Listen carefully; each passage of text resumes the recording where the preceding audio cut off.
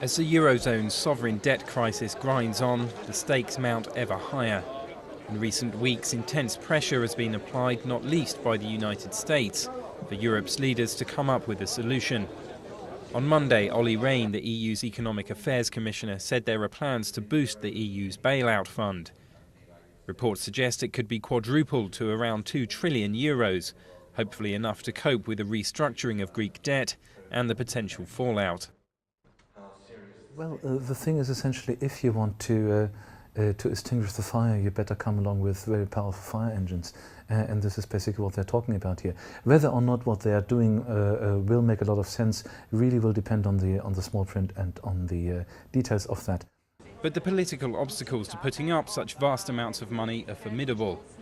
Germany's finance minister Wolfgang Schäuble has already denied there are plans to boost the fund.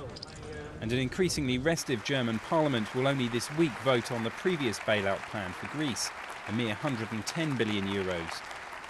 As Athens struggles to meet the drastic austerity conditions demanded in return for the deal, it's keen not to be made a scapegoat for a crisis now engulfing the entire Eurozone. In the case of the euro area, it's now obvious that the crisis is more than a financial or a fiscal one. It's a political and institutional crisis.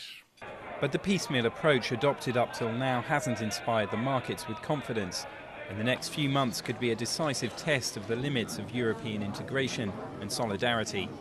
Well, the political class in Germany and also in the other creditor states of Central and Northern Europe has come to realize that they're really running out of time and running out of options. And given that there's an increasing realization that just standing by and not doing anything is not an option, they will just have to swallow hard and agree to something. If most pundits are to be believed, they have just a few months at best in which to do that.